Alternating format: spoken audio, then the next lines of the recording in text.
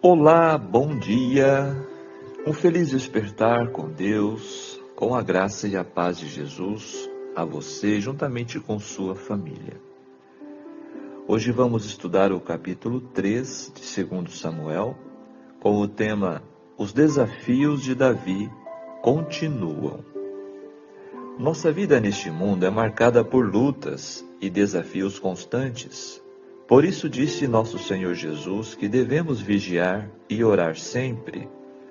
No capítulo de hoje, vemos Davi enfrentando novos desafios, agora para consolidar o seu reinado como rei de Israel. O contexto histórico de 2 Samuel, capítulo 3, se passa em um período de grande tumulto e divisão em Israel, logo após a morte de Saul. Davi foi ungido como rei de Judá, mas a casa de Saul, liderada por Isbosete, filho de Saul, ainda controla a maior parte do reino. A divisão entre as casas de Davi e Saul não é apenas uma luta pelo trono, mas também uma batalha pela lealdade do povo israelita. A narrativa mostra que a guerra civil é marcada por alianças e também por traições, refletindo a complexidade das relações políticas da época. Segundo Samuel 3, nos apresenta uma narrativa rica sobre as complexidades da liderança, as consequências da vingança e a importância da compaixão. Venha conosco nessa jornada de hoje, descubra como esses princípios de lealdade e poder ainda são relevantes para os dias de hoje. Esta é a nossa introdução. Vamos agora à análise dos textos. Então, o versículo 1 descreve muito tempo. Foram 7 anos, 5 dos quais foram gastos em conflitos, e 2 no reinado de Isbosete. Poucos detalhes sobre esta guerra são revelados, mas um ponto importante que descreve Davi se fortalecendo. Essa é uma introdução ao aumento da família de Davi e a inclinação de Abner para o lado do novo monarca. Os passos iniciais para a transferência do reino para ele foram dados por Abner. Foi ele que se comunicou com Israel e Benjamim e depois com Davi. Assim vemos como grandes acontecimentos podem ocorrer ao nosso redor, enquanto vivemos no centro da vontade de Deus, em perfeita paz. Então, a condição de Davi ia melhorando à medida que ele permanecia submisso e fiel a Deus. Versos 2 a 5 descrevem dos 6 filhos de Davi, de 6 mulheres diferentes, nascidos em Hebrom. Amnon, o primogênito, deu grande desgosto ao pai, no capítulo 13. Absalão, o terceiro filho, usurpou-lhe o trono. Adonias, o quarto, seguiu o caminho do anterior. E os outros são figuras apagadas, ou até já teriam morrido. O fato de que esses 6 filhos nasceram respectivamente, cada qual de uma mãe diferente, nos informa indiretamente que Davi se casou com mais 4 esposas durante a sua permanência em Hebrom. O escritor não faz nenhuma crítica direta à poligamia, que está em conflito com a lei de Deus, mas deixa os resultados desastrosos nesta questão familiar de Davi falar por si mesmo. Como já vimos anteriormente, Deus tolerava, mas nunca Deus foi a favor deste costume, desta prática. Nós temos agora o versículo 6, Abner se fez poderoso Como já vimos, ele era primo de Saul e general do exército. E agora ele estava junto a Isbosete. E o verso 7 descreve aqui a concubina de Saul, Rispa. As esposas e concubinas do rei pertenciam ao novo rei. Portanto, aqui surge um conflito entre Abner e Isbosete, por causa de uma concubina.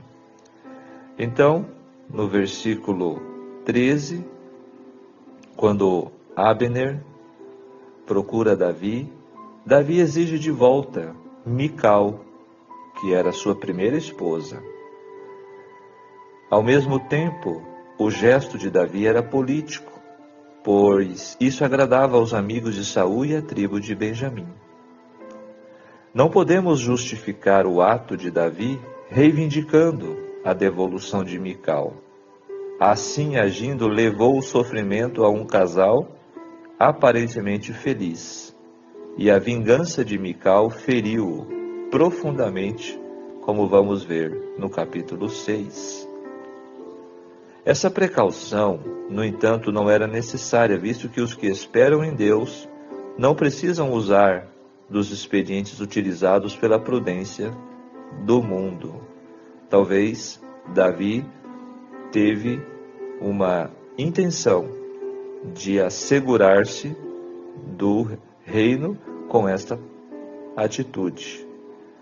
E agora nós temos o versículo 27, onde Joabe, de forma traiçoeira, matou Abner, como vingança. O sentimento de vingança é causa de fracasso. Vingança, movido por esse vil sentimento, Joabe cometeu ações que o privaram do apoio e da estima do rei Davi. Joabe não podia reivindicar o direito de agir como Goel, vingador de sangue, pela morte de Azael, pois este tinha morrido como soldado no campo de batalha. Então era diferente a situação. Evidentemente ele era um homem feroz, cruel e inescrupuloso. Ele era um homem feroz. Mas Joabe estava destinado a sofrer punição semelhante posteriormente. Vemos assim que este mundo é governado de acordo com um plano divino. Nós não precisamos assumir a posição de juiz. Deus já a assumiu. Suas recompensas e castigos recaem com maior certeza do que pensamos. Não importa se as tramas dos ímpios estão ocultas em meio às complexidades do Estado, ou expostas a todos os olhares. Agora, no versículo 37, o povo ficou sabendo que não foi Davi o autor da morte de Abner. Caso contrário, a situação política se agravaria ainda mais. E o verso 39, Davi disse: sou fraco. Abner morreu no processo de transformar Davi em rei de Israel. Davi confessa que os filhos de Zeruia eram mais fortes do que ele. Joabe, além de ser prepotente, ciumento e vingativo, tinha nas suas mãos o comando dos 600 homens de Davi. Nesses textos, aqui do capítulo 3, nós vemos então, conforme o tema de hoje, que mesmo já como rei em Judá, Davi passou por situações complicadas, por provações, como um líder, como um novo rei, e que ainda precisava de muita sabedoria e direção de Deus na sua vida. Isso mostra para nós que sempre em nossa vida, como disse Jesus, passaremos por aflições, passaremos por provações, mas a nossa segurança está em manter-nos sempre ao lado de Deus. Agora, o livro Patriarcas e Profetas. Finalmente a traição subverteu o trono que a malícia e a ambição estabeleceram. Abner, enchendo-se de ira contra o fraco e incompetente Esbozete, desertou para o lado de Davi, com o oferecimento de lhe trazer todas as tribos de Israel. Suas propostas foram aceitas pelo rei e ele foi despedido com honra para cumprir o seu propósito. Mas a recepção favorável de tão valente e famoso guerreiro provocou a inveja de Joabe, o comandante-geral do exército de Davi. Havia uma dissensão mortal entre Abner e Joabe, tendo o primeiro morto a Asael, irmão de Joabe, durante a guerra entre Israel e Judá. Agora Joabe, vendo uma oportunidade para vingar a morte de seu irmão e livrar-se de um que seria seu rival, aproveitou-se vilmente da ocasião para armar uma cilada a Abner e matá-lo. Então aqui nós vemos uma prática negativa à prática da vingança, né? Em vista da condição incerta do reino e do poderio e cargo dos assassinos, pois que o irmão de Joabe, Abisai, estivera unido com ele, Davi não pôde punir o crime com o justo castigo. Contudo, manifestou publicamente a sua aversão àquela cena de sangue. O sepultamento de Abner foi acompanhado de honras públicas. Exigiu-se que o exército, com Joabe à sua frente, tomasse parte nos atos de lamentação, com vestes rotas e vestidos de saco. O rei manifestou sua dor, observando um jejum no dia do sepultamento. Acompanhou o séquito fúnebre como o principal pranteador, e junto à sepultura pronunciou uma homenagem que era uma censura cortante aos assassinos. O magnânimo reconhecimento por parte de Davi com relação a um que fora seu inimigo atroz conquistou a confiança e a admiração de todo Israel. O que todo o povo entendendo pareceu bem aos seus olhos, assim como tudo quanto o rei fez pareceu bem aos olhos de todo o povo. E todo o povo e todo Israel entenderam naquele mesmo dia que não procedera do rei a morte de Abner.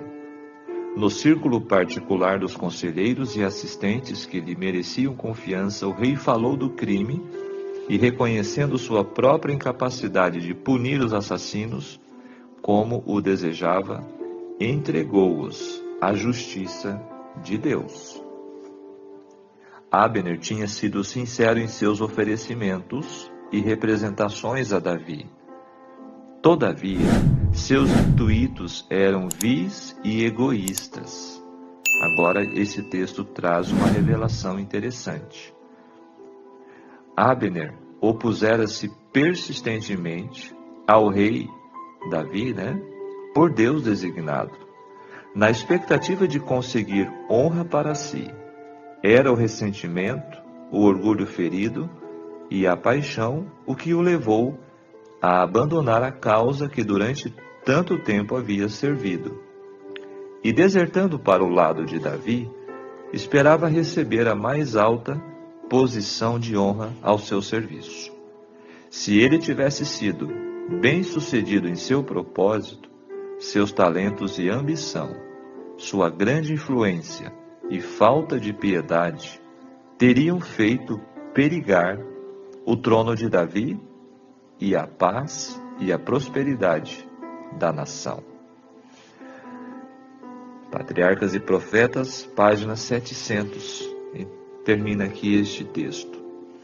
Então vejam que neste texto revela-nos que Abner realmente não seria uma figura positiva se Davi realmente tivesse Abner junto a ele em seu reinado. Podemos ver aqui mais uma vez a providência de Deus ajudando Davi em seu reinado. Agora vamos às lições, a aplicação prática deste capítulo para nós. Sentimentos de ofensa, orgulho ferido, sede de vingança, geralmente promovem comportamentos inadequados, dignos de repreensão. Assim como Davi repreendeu o vingativo Joabe por ter matado Abner, que havia matado seu irmão.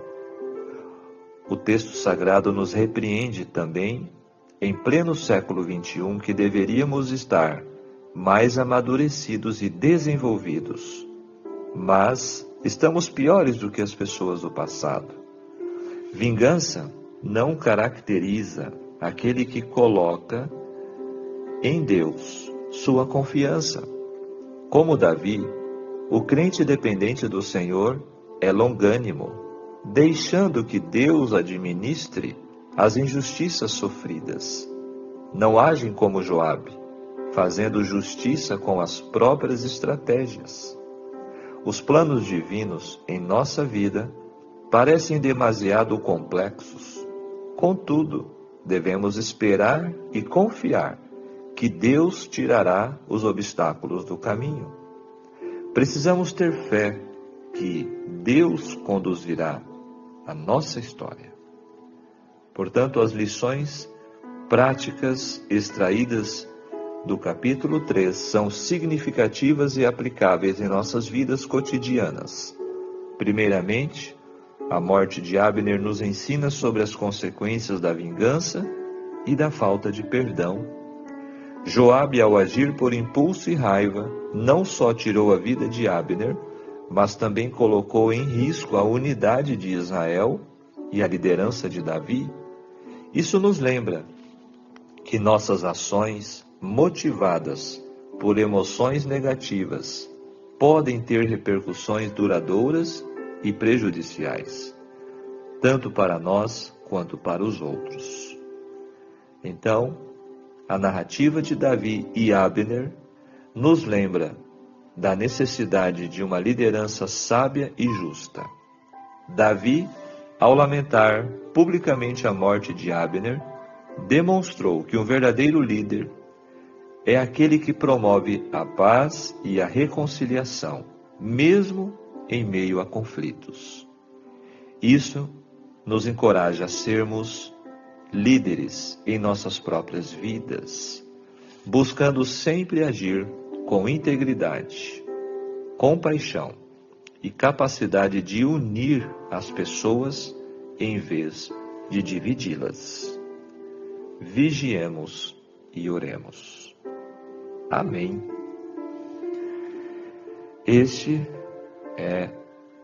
Estes são os ensinamentos do capítulo 3 de 2 Samuel. Que Deus nos dê a sua graça, né? E olha o pensamento. Harmonizar nossa vida com Deus e seus planos nos conduzirá rumo à vitória.